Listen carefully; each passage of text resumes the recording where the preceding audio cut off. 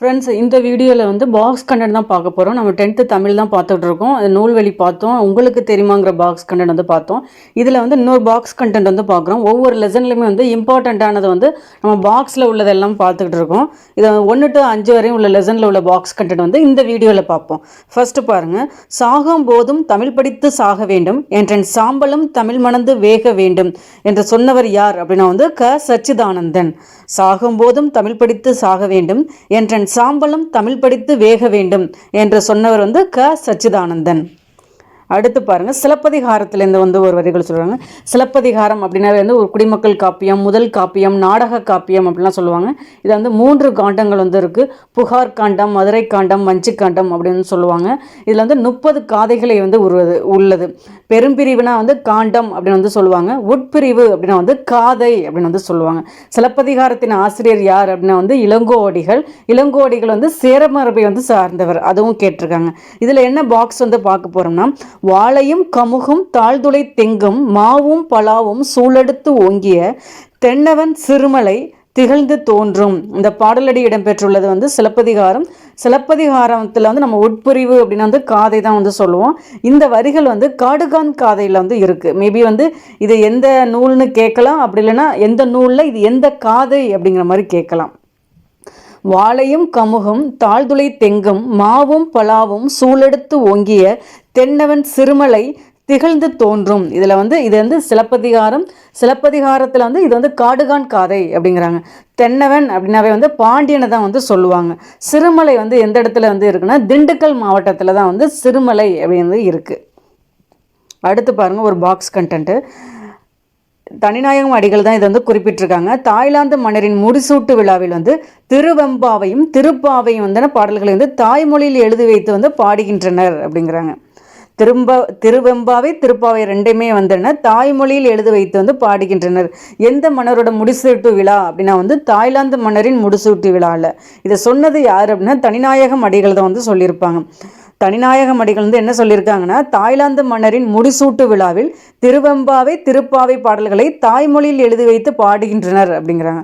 First இதுலேருந்து நீங்கள் என்ன தெரிஞ்சுக்கலாம் அப்படின்னா, திருவெம்பாவை அப்படின்னா யாருடையதுன்னா மாணிக்க வாசகருடையது. திருப்பாவை அப்படின்னா வந்து ஆண்டாளுடையது. ஆண்டாள் வந்து 2 எழுதியிருப்பாங்க. ஒன்று திருப்பாவை, இன்னொன்று வந்து நாச்சியார் திருமொழி வந்து எழுதியிருப்பாங்க. அதில் திருப்பாவை வந்து 30 பாடல்களை வந்து கொண்டது தான் வந்து திருப்பாவை. ஸோ நம்ம இதில் என்ன ரொம்ப இம்பார்ட்டன்ட்னா, தாய்லாந்து மன்னரோட முடிசூட்டு விழாவில் திருவெம்பாவையும் திருப்பாவையும் அவங்களோட தாய்மொழியில் எழுதி வைத்து பாடுகின்றனர் அப்படின்னு தனிநாயகம் அடிகள் குறிப்பிட்டிருக்காங்க. அடுத்து ஒரு பாக்ஸ் கண்டென்ட்னா புதுக்கவிதை அப்படின்னா என்னன்னு கொடுத்துருக்காங்க பாருங்கள். உரைநடையும் கவிதையும் இணைந்து யாப்புக்கட்டுகளுக்கு அப்பாற்பட்டு உருவாக்கப்படும் கவிதை தான் வந்து வசன கவிதை அப்படிங்கிறாங்க. ஆங்கிலத்தில் வந்து ப்ரோஸ் போயட்ரி என்று அழைக்கப்படும் இவ்வடிவம் தமிழில் வந்து யாரால் அறிமுகம் செய்யப்பட்டதுன்னா வந்து பாரதியாரால் அறிமுகம் செய்யப்பட்டது. ஸோ வசன கவிதை வந்து தமிழில் யாரால் அறிமுகம் செய்யப்பட்டது அப்படின்னா வந்து பாரதியாரால் அறிமுகம் செய்யப்பட்டது. உணர்ச்சி பொங்க கவிதை படைக்கும் இடங்களில் யாப்பு தடையாக இருப்பதை உணர்ந்த பாரதியார் இந்த வடிவத்தை இலகுவாக கையாண்டுள்ளார். இவ்வசன கவிதையை வந்து புதுக்கவிதை என்ற வடிவம் உருவாக காரணமாயிற்று அப்படிங்கிறாங்க. ஸோ இதுலேருந்து நம்ம என்ன தெரிஞ்சுக்கிறோம் அப்படின்னா வந்து வசன கவிதைனா என்ன, அந்த வசன கவிதை வந்து தமிழில் வந்து அறிமுகம் செஞ்சது யார் அப்படிதான் கேள்வி. வசன கவிதை அப்படின்னா உரைநடையும் கவிதையும் இணைந்து யாப்பு கட்டுகளுக்கு அப்பாற்பட்டு உருவாக்கப்படும் கவிதை தான் வந்து வசன கவிதை. வசன கவிதை தமிழில் யார் அறிமுகம் செய்தது? பாரதியார் அவர்களால் தான் வந்து அறிமுகம் செய்யப்பட்டது. பாரதியின் இயற்பெயர் என்ன? சுப்பிரமணியன். அதை நோட் பண்ணிக்கோங்க. அது வந்துன்னா புதுக்கவிதை, இந்த வசன கவிதை தான் புதுக்கவிதை என்ற வடிவமாக வந்து உருவாக காரணமாயிற்று. இந்த வசன கவிதையே புதுக்கவிதை என்ற வடிவம் உருவாக காரணமாயிற்று. படிக்கிறது வந்து கரெக்டாக படிக்கணும். அடுத்து புயல் பற்றின ஒரு பாக்ஸ் கண்டென்ட். ஆல்ரெடி புயல்னா நம்ம பார்த்துருக்கோம். 2000 தான் புயலுக்கு வந்து பேர் வைக்கிற வழக்கமே வந்து அறிமுகம் செஞ்சுருக்காங்க. 2004 வந்து 64 பெயர்கள் வந்து மொத்தம் வந்து 8 நாடுகள் வந்து வங்கக்கடலில் உருவாகும் புயல்களுக்கு வந்து பெயர் வைக்கும் முறை வந்து அறிமுகம் செஞ்சுருக்காங்க. 8 நாடுகளும் 8 பெயர்களை பரிந்துரைத்திருப்பாங்க. 64 பெயர்களை தான் வந்து பரிந்துரைத்திருப்பாங்க. அதில் நம்ம நாடு வந்து பரிந்துரைத்த 8 பெயர்கள் வந்து 5 பெயர் வந்து முடிஞ்சிருச்சு. ஒன்று அக்னி, ஆகாஷ், லெக்கா, இன்னொன்று வரும் லெக்கோ, பிஜ்லி, ஜல். இந்த 5 பெயர்கள் வந்துன்னா ஆல்ரெடி பெயர் வச்சுட்டாங்க. 3 பெயர்களுக்கு மட்டும்தான் வந்து இனிமேல் வைக்க வேண்டியது இருக்குது. நம்ம இந்திய நாடு பரிந்துரைத்த பெயர்கள் வந்து 8 பெயர்கள் வந்து பெயர்கள் வந்து 5 பெயர் வந்து புயலுக்கு வந்து பெயர் வச்சாச்சு. இன்னும் 3 பெயர் தான் வந்திருக்கும். மேக், சாகர், இன்னொன்று ஒன்று இருக்கும், என்னன்னு தெரில, மேக் சாகர் வாயுன்னு நினைக்கிறேன். அந்த 3 பெயர்கள் மட்டும்தான் இனிமேல் வரப்போகிற புயல்களுக்கு வந்து பெயர் வைப்பாங்க. இந்த பாக்ஸில் என்ன சொல்லியிருக்காங்க, என்னென்னா 2004 வந்து பெயர் வைக்கிற வழக்கம் ஆரம்பிச்சிருக்காங்க. 2004 64 பெயர்கள் வந்து ஒவ்வொரு நாடும் பரிந்துரைச்சிருக்காங்க. 8 பெயர்கள்னால் ஸோ ஆக மொத்தம் 64 பெயர்கள் புயலுக்கு பெயர் வைக்கிறதுக்காக 64 பெயர்கள் வந்து இந்த நாடுகள் வந்து பரிந்துரைச்சிருப்பாங்க. இப்போ இதில் வந்து என்ன பார்க்க போகிறோம்னா, அதில் வந்து 2 புயல்கள், இடம்புரி புயல்கள்னால் என்ன, வலம்புரி புயல்கள்னால் என்ன அப்படின்னு பார்த்துங்க. மேட்டிலிருந்து தாழ்வுக்கு பாயும் தண்ணீர் போல காற்றழுத்தம் அதிகமான இடத்திலிருந்து குறைவான இடத்துக்கு வந்து காற்று வீசும் அப்படிங்கிறாங்க. இப்படி வீசும் காற்றின் போக்கை புவி தன் அச்சில் மேற்கிலிருந்து கிழக்காக சுழல்கையிலிருந்து மாற்றும் அப்படிங்கிறாங்க. ஸோ புவி வந்து தனது அச்சில் வந்து மேற்கிலிருந்து கிழக்காக சுழல்கையில் வந்து மாற்றும் அப்படிங்கிறாங்க. நிலநடுக்கோட்டின் வடக்கு பகுதியில் வீசும் காற்றை வந்து வடபுறமாக திருப்பும். இது வந்து எதில் வைக்க வாய்ப்பு இருக்குன்னா, டைரக்ட் கொஸ்டினை வைக்க வாய்ப்பு இல்லை, கூற்றுகளை வச்சுருவாங்க. தெற்கு பகுதியில் வீசும் காற்றை இடப்புறமாக வந்து திருப்பும் அப்படிங்கிறாங்க. காற்றின் வேகம் வந்து கூடினால் இந்த விளக்கமும் வந்து கூடும் அப்படிங்கிறாங்க. இனிமேல் வரப்போகிறத ரொம்ப இம்பார்ட்டன்ட் பார்த்துங்க. வங்கக்கடலில் வீசும் புயலும் அமெரிக்காவை, ஜப்பானை, சீனாவை தாக்கும் புயல்களும் இடம்புரி புயல்கள் அப்படிங்கிறாங்க. வலம்புரி புயல்களையும் பார்த்துங்க, இடம்புரி பெயர்களையும் பார்த்துங்க. ரெண்டுமே மைண்டில் வச்சுக்க குழப்பமாக இருக்குன்னா ஏதாவது ஒன்றை மட்டும் பார்த்துங்க. இடம்புரி புயல்கள் மட்டும் அப்படின்னா வந்து வங்கக்கடலில் வீசும் புயலும் சரி, அமெரிக்காவை, ஜப்பானை, சீனாவை தாக்கும் புயல்களும் இடம்புரி புயல்கள் அப்படிங்கிறாங்க. ஆஸ்திரேலியாவின் கிழக்கு கரை ஹவாய் தீவுகளை தாக்கும் புயல்கள் வந்து வலம்புரி புயல்கள் அப்படிங்கிறாங்க. பிரெஞ்சு நாட்டை சேர்ந்த கணித வல்லுநர் ஹாஸ்பர்ட் குஸ்டாவ் கொரியாலிஸ் இந்த விளைவை 1835 தான் கண்டுபிடித்தார் அப்படிங்கிறாங்க. ஸோ இதை கண்டுபிடிச்சது கொரியாலிஸ், அதனால இந்த சுழற்சிக்கு வந்து அவரோட பேரே வச்சுட்டாங்க. ஸோ எந்த ஆண்டு நல்லா நோட் பண்ணிக்கோங்க, 1835 தான் வந்து காஸ்பர்ட் குஸ்டாவ் வந்து கொரியாலிஸ் இந்த விளைவை கண்டுபிடித்தார். இந்த புயலின் இந்த இருவகை சுழற்சிக்கு வந்து கொரியாலிஸ் விளைவு என்று பெயர் அப்படிங்கிறாங்க. ஸோ புயல்கள் அப்படின்னாவே வந்து நமக்கு என்ன, இடம்புரி புயல்கள், வலம்புரி புயல்கள் நோட் பண்ணிக்கோங்க. இடம்புரி புயல்கள் அப்படின்னா வந்து வங்கக்கடலில் வீசு புயலும், அமெரிக்கா, ஜப்பான், சீனா இங்கே தாக்குற புயல்களும் வந்து இடம்புரி புயல்கள். வலம்புரி புயல்கள்னா ஆஸ்திரேலியாவின் வந்து கிழக்கு கரை ஹவாய் தீவுகளை தாக்கும் புயல்கள் வந்து வலம்புரி புயல்கள். 1835 வந்து இந்த இதை வந்து கொரியாலிஸ் கண்டுபிடிச்சதுனால வந்து இது கொரியாலிஸ் விளைவு அப்படிங்கிறாங்க. அடுத்து ஒரு இது பாக்ஸ் கண்டென்ட் பாருங்கள். பலவின் பயங்கெழு கொல்லி. இது வந்து என்னென்னா எந்த வரிகள் அப்படின்னா வந்து அகநானூறு அப்படிங்கிறாங்க. பலவின் பயங்கெழு கொல்லி, இது வந்து இந்த வரிகள் இடம்பெற்றுள்ளது வந்து நல்லா நோட் பண்ணிக்கோங்க. அகநானூறு அப்படின்னாவே வந்து என்ன, அடிவரை வந்து 13 to 31 பார்த்துருப்போம். அது வந்து என்னென்னா 3 பிரிவுகளை உடையது. களிற்று யானை நிறை, மணிமிடை பவளம், நித்தில கோவை. அதில் களிற்று யானை நிறைனா 120 பாடல்கள், மணிமிடை பவளம்னா 180 பாடல்கள், நித்தில கோவைனா வந்து 100 பாடல்களை உடையது அப்படின்னு கூட பார்த்துருக்கோம். அகநானூருக்கு வந்து சிறப்பு பெயர்னா என்ன அப்படின்னா வந்து நெடுந்தொகை அப்படின்னு சொல்லுவாங்க. நமக்கு என்ன கேள்வி, பலவின் பயங்கெழு கொல்லி, இந்த வரிகள் இடம்பெற்றுள்ள நூல் என்னன்னு கேட்பாங்க, அகநானூறு. அடுத்து பாருங்க, இந்த வரி ரொம்ப அழகாக இருக்கும். இலையை மடிப்பதற்கு முந்தைய வினாடிக்கு முன்பாக மறுக்க பரிமாறப்பட்ட கூடுதல் இட்லியில் நீண்டு கொண்டிருந்தது பிரியங்களின் நீள் சரடு. இது யார் அப்படின்னா வந்து அம்சப்பிரியா, அந்த கலாப்பிரியா, அம்சப்பிரியா, பிருந்தா அப்படின்னா உமா மகேஸ்வரி அப்படின்னு நிறைய பேர் இருக்காங்க. அதனால் நமக்கு வந்து குழப்பங்கள் வந்து இருக்கலாம். ஸோ வந்துன்னா இதை யார் சொன்னாங்க அப்படிங்கிறது தெளிவாக இருந்துக்குங்க. ஏன்னா பிருந்தா, அம்சப்பிரியா, உமா மகேஸ்வரி, கலாப்பிரியா, இது மாதிரி நிறைய பேர் பார்ப்போம் 10th. ஸோ இந்த வரிகள் வந்து யாருடையது அதில் வந்து தெளிவாக இருங்க. இலையை மடிப்பதற்கு முந்தைய வினாடிக்கு முன்பாக மறுக்க பரிமாறப்பட்ட கூடுதல் இட்லியில் நீண்டு கொண்டிருந்தது பிரியங்களின் நீள் சரடு. இந்த வரிகள் வந்து யாருடையது அப்படின்னா வந்து அம்சப்பிரியா. அடுத்து பாருங்க, அமெரிக்காவின் மினர்சோட்டா தமிழ்ச்சங்கம் வாழை இலை விருந்து விழா ஆண்டுதோறும் கொண்டாடி வருகிறது அப்படிங்கிறாங்க. ஸோ வாழை இலை விருந்து விழாவை யார் கொண்டாடுறாங்க அப்படின்னா வந்து அமெரிக்காவில் வந்து மினர்சோட்டா தமிழ்ச்சங்கம் தமிழர்களின் பாரம்பரிய உணவு வகைகளை கொண்டு வாழை இலையில் விருந்து வைக்கின்றனர். முருங்கைக்காய், சாம்பார், மோர்க்குழம்பு, வேப்பம்பூ ரசம், வெண்டைக்காய் கூட்டு, திணை பாயாசம், அப்பளம் என சுவையாக தமிழர் விருந்து கொடுக்கின்றனர். அங்கு வாழும் தமிழர்கள் பலரும் இந்த விருந்தில் பங்கேற்று சிறப்பிக்கின்றனர். தொடர்ந்து பல பண்பாட்டு நிகழ்வுகளை நிகழ்த்தி வருகின்றன. இதெல்லாம் நமக்கு முக்கியம் கிடையாது, இது மட்டும்தான். வாழை இலை விருந்து வந்து எங்கே கொண்டாடுறாங்க, எந்த சங்கம், அமெரிக்காவில் மினசோட்டா தமிழ்ச்சங்கம். அடுத்து பாருங்கள், விவேக சிந்தாமணி, அதுலேருந்து ஒரு வரிகள் கொடுத்துருக்காங்க பாருங்கள். ஒப்புடன் முகமலர்ந்தே உபசரித்து உண்மை பேசி உப்பிலா கூழ் இட்டாலும் ஒன்பதே அமிழ்தமாகும். முப்பழமோடு பாலன்ன முகம் கடுத்து இடுவாராயின் கப்பிய பசியோடு கடும்பசி ஆகும் தானே. இந்த வரிகள் நம்ம பார்த்தாவே புரியுது. இந்த உபசரிக்கிறத தான் சொல்லியிருக்காங்க.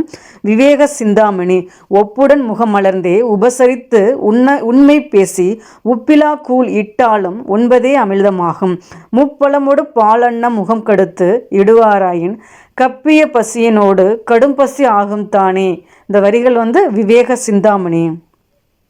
அடுத்து பாருங்கள், ஒரு கரிசல் இலக்கியம் கொடுத்துருக்காங்க. ஃபர்ஸ்ட் கரிசல் இலக்கியம் அப்படின்னா கோவில்பட்டியை சுற்றிய வட்டார பகுதியில் தோன்றிய இலக்கிய வடிவம் தான் கரிசல் இலக்கியம் அப்படிங்கிறாங்க. காய்ந்தும் கெடுக்கின்ற பெய்தும் கெடுக்கின்ற மழையை சார்ந்து வாழ்கின்ற மானாவாரி மனிதர்களின் வாழ்க்கையை சொல்லும் இலக்கியங்கள் தான் இவை அப்படிங்கிறாங்க. கரிசல் மண்ணின் படைப்பாளி யார் அப்படின்னா கு. அழகிரிசாமி. கி. ராஜநாராயணனுக்கு முன் எழுத தொடங்கியவர் தான் கு. அழகிரிசாமி. கரிசல் களத்தையும் அங்குள்ள மக்களையும் மையப்படுத்தி கரிசல் இலக்கியத்தை நிலைநிறுத்தியவர் யார் அப்படின்னா கி. ராஜநாராயணன் அப்படிங்கிறாங்க. அந்த கரிசல் இலக்கிய பரம்பரை இன்றளவும் தொடர்கிறது. ப. ஜெயப்பிரகாசம், பூமணி, வீர வேலுச்சாமி, சோ. தர்மன், வேல ராமமூர்த்தி என்னும் பலரின் மூலமாக. ஸோ கரிசல் இலக்கியம் அப்படின்னா எந்த சுற்று வட்டார பகுதி அப்படின்னா கோவில்பட்டியை சுற்று வட்டார பகுதிகளில் உள்ள இலக்கியம் தான் கரிசல் இலக்கியம் அப்படிங்கிறாங்க. ஸோ இந்த கரிசல் இலக்கியத்தில் முதல்ல எழுத ஆரம்பித்தது யார், படைப்பாளி யார் அப்படின்னா கு. அழகிரிசாமி. கரிசல் மண்ணின் படைப்பாளி கு. அழகிரிசாமி. இவர் கீராக்கு முன்னாடி தான் எழுத ஆரம்பிச்சிருப்பாங்க. கி. ராஜநாராயணன் தான் கீரா அப்படிம்பாங்க. இது அந்த கரிசல் இலக்கியத்தை அந்த மக்களையும் அந்த கரிசல் கலைத்தையும் மையமாக வைத்து அந்த கரிசல் இலக்கியத்தை நிலைநிறுத்தியவர் யார். நம்ம வார்த்தையில் ரொம்ப விளையாடுவாங்க, பார்த்துங்க. கரிசல் மண்ணின் படைப்பாளி அப்படின்னா கு. அழகிரிசாமி. கரிசல் களத்தையும் அங்குள்ள மக்களையும் மையப்படுத்தி கரிசல் இலக்கியத்தை நிலைநிறுத்தியவர் யார் அப்படின்னா கி. ராஜநாராயணன். ராஜநாராயணன் 1991 கோபாலபுரத்து மக்களுங்கிற புதினத்துக்காக சாகித்ய அகாதமி விருது வாங்கியிருப்பாங்க. அதையும் நோட் பண்ணிக்கோங்க. 1991 கோபாலபுரத்து மக்கள் சாகித்ய அகாதமி விருது கி. ராஜநாராயணன். அடுத்து பாருங்கள், இதுவும் ஒரு அகநானூறு. கரங்கு இசை விழவின் உரந்தை. இது இந்த வரிகள் எதில் இடம்பெற்றிருக்கு அப்படின்னா அகநானூறு. கரங்கு இசை விழவின் உரைந்தேன்னு அகநானூறு. இப்போ தான் பார்த்தோம். அகநானூரை அடிவரைனா 1331. இது நெடுந்தொகை, இதெல்லாம் பார்த்துருக்கோம், ரீகால் பண்ணிக்கோங்க. அடுத்து ஒரு இது பாருங்கள். சீன நாட்டில் காண்டன் நகருக்கு 500 கல் வடக்கே சூவன் சவ் என்னும் துறைமுக நகர் உள்ளது அப்படிங்கிறாங்க.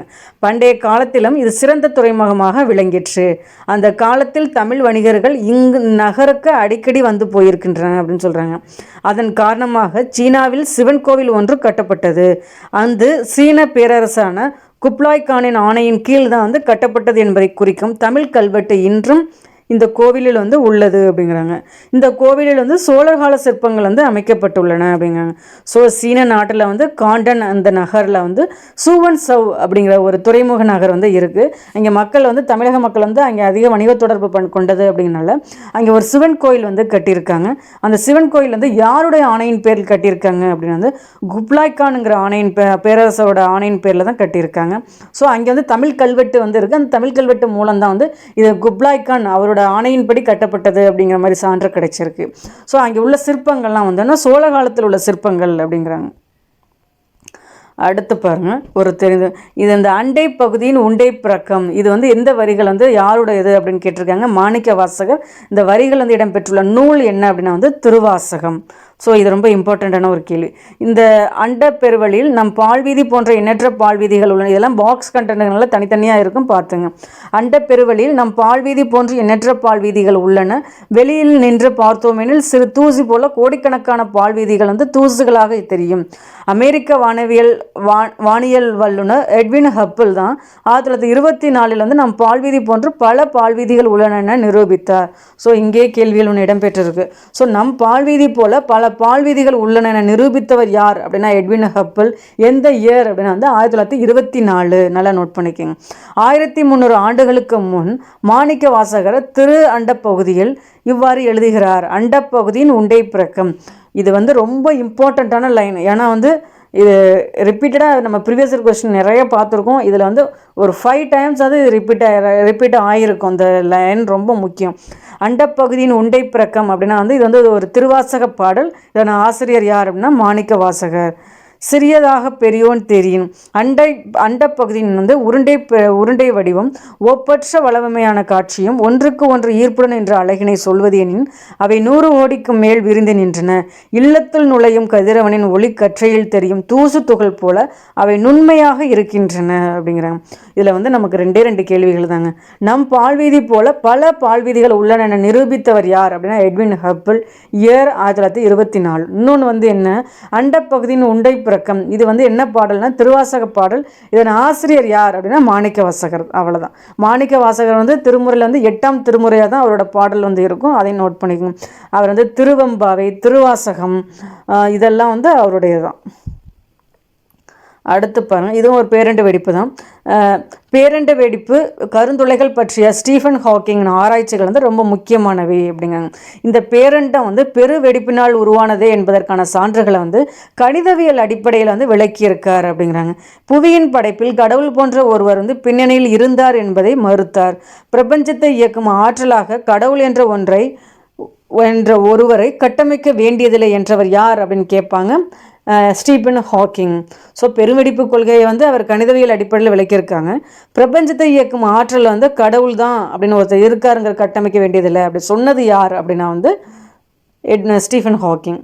அடுத்து பாருங்கள், ஜான் வீலர். கருந்துளை பற்றினது. அமெரிக்க அறிவியலாளர் ஜான் வீலர் என்பவர் தாம் கருந்துளை என்ற சொல்லையும் கோட்பாட்டையும் வந்து முதலில் குறிப்பிட்டார். ஸோ கருந்துளை அப்படிங்கிற சொல்ல ஃபஸ்ட்டு குறிப்பிட்டது யார் அப்படின்னா வந்து ஜான் வீலர் அப்படிங்கிறாங்க. சுருங்கிய விண்மீனின் ஈர்ப்பு எல்லைக்குள் செல்கின்ற எதுவும் ஏன் ஒளியும் கூட தப்ப முடியாது. அந்த ஈர்ப்பலைக்குள்ளேருந்து அந்த ஒளி கூட தப்ப முடியாது, அந்த வெளிச்சம் கூட தப்ப முடியாது அப்படிங்கிறாங்க. உள்ளே ஈர்க்கப்படும். இவ்வாறு உள் சென்ற யாவையும் வெளிவர முடியாததால் இதனை வந்து கருந்துளை என குறிப்பிட்டவர் வந்து ஜான் வீலர். ஸோ நம்ம பால்வீதி மாதிரியே நிறைய பால்வீதி இருக்குது அப்படின்னு சொன்னது யாருன்னா எட்வின் ஹப்பிள் 1924. அடுத்து வந்து என்ன, பெருவெடிப்பை வந்து கணிதவியல் அடிப்படையில் விளக்குனது யார் அப்படின்னா வந்து ஸ்டீஃபன் ஹாக்கிங். கருந்துளை அப்படின்னு முதல்ல குறிப்பிட்டது யார் அப்படின்னா வந்து ஜான் வீலர். அந்த டிஃப்ரென்ஸை நல்லா பார்த்துங்க. அடுத்து பாருங்கள், இதுவும் ஸ்டீஃபன் ஹாக்கிங்கை பற்றி தான். தலைவிதி தான் ஃபஸ்ட்டு எப்படி நமக்கு வந்து என்னென்னா ஒரு இந்த பிரபஞ்சத்துக்கு பின்னாடி வந்து ஒரு கடவுள் தான் இருக்கிறாருன்னு நம்ம வந்து கட்டமைக்க வேண்டியதில்லை அப்படின்னு சொன்னதும் வந்து ஸ்டீஃபன் ஹாக்கிங் தான். தலைவிதி தான் வாழ்க்கையை தீர்மானிக்கிறது என நம்புவர்களை பார்த்தால் எனக்கு சிரிப்புத்தான் வருகிறது. விதித்தான் தீர்மானிக்கிறது என்றால் சாலையை கடக்கும்போது ஏன் இருபுறமும் பார்த்து கடக்கிறீர்கள் என்று சொன்னவர் யார் அப்படின்னா வந்து ஸ்டீஃபன் ஹாக்கிங். இது எல்லாமே நல்ல அருமையான வரிகள். தலைவிதி தான் வாழ்க்கையை தீர்மானிக்கிறது என நம்புவர்களை பார்த்தால் எனக்கு சிரிப்புத்தான் வருகிறது. விதிதான் தீர்மானிக்கிறது என்றால் சாலையை கடக்கும்போது ஏன் இருபுறமும் பார்த்து கடக்கிறீர்கள். இதையும் சொன்னது யார்? Stephen Hawking.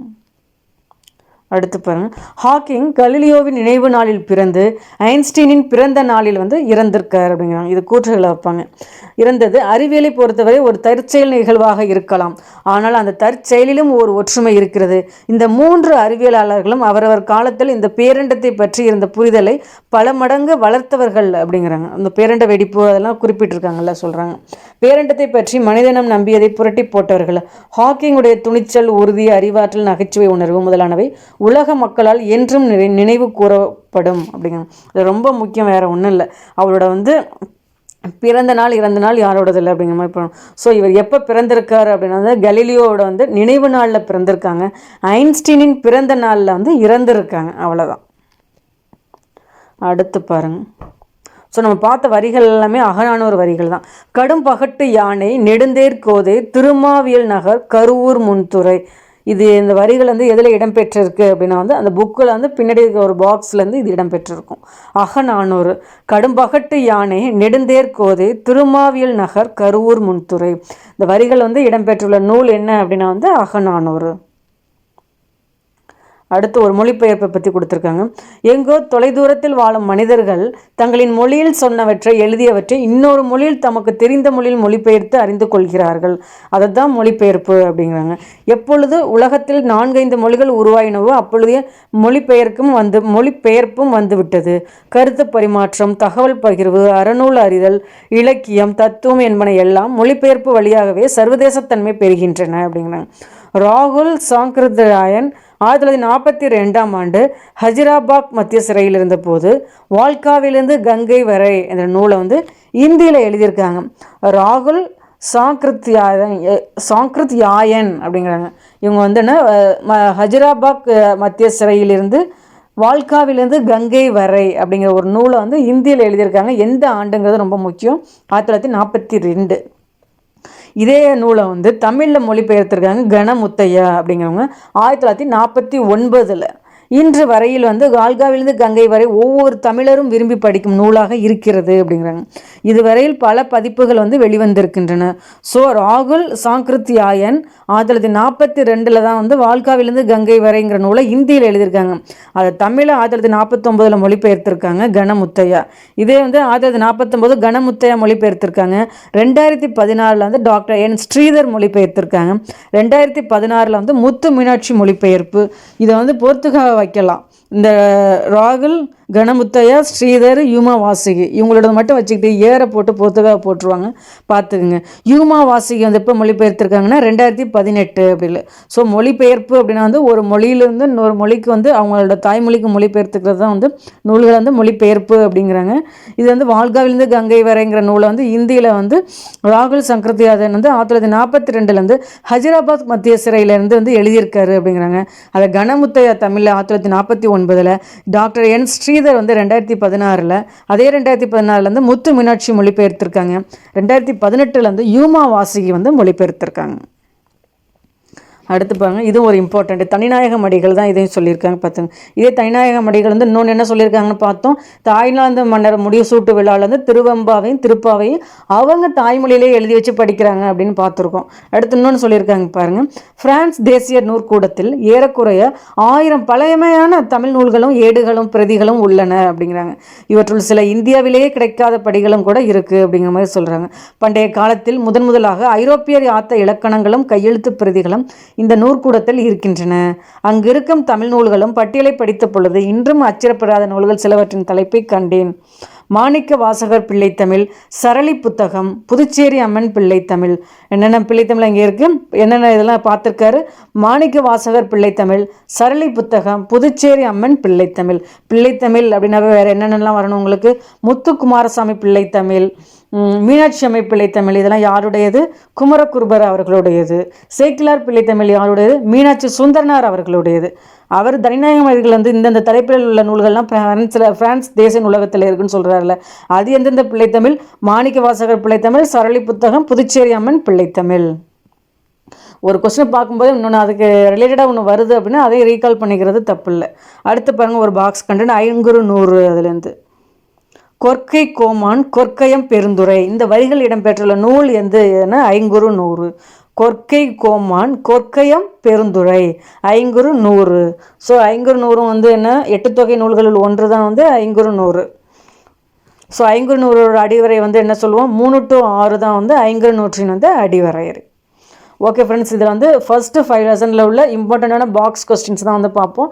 அடுத்த வீடியோவில் வந்து அடுத்த 5 கொஸ்டின் லாஸ்ட்டில் உள்ள லெசன்ஸோட பாக்ஸ் கண்டென்ட் வந்து பார்ப்போம். 10th உள்ள முக்கியமான எல்லா பாக்ஸ் கண்டென்ட்டு இம்பார்ட்டண்ட்டான பாயிண்ட்ஸ் எல்லாம் பார்த்துக்கும். ஏன்னா வந்து குரூப் 4 வந்து 10th வந்து ரொம்ப இம்பார்ட்டன்ட். ஈவன் இலக்கண குறிப்பு பொருள் முதற்கொண்டு நம்ம 10th அதிகமாக எடுக்கிறாங்க. அதனால தான் 10th வந்து ஃபஸ்ட்டு பார்க்கலாம் அப்படிங்கிறதுக்காக. நீங்களும் வந்து சப்போர்ட் பண்ணுங்கள். பிடிச்சிருந்தால் லைக் பண்ணுங்கள், உங்கள் ஃப்ரெண்ட்ஸுங்களுக்கு ஷேர் பண்ணுங்கள். சேனலை சப்ஸ்கிரைப் பண்ணலாலும் சப்ஸ்கிரைப் பண்ணுங்கள். தேங்க்யூ.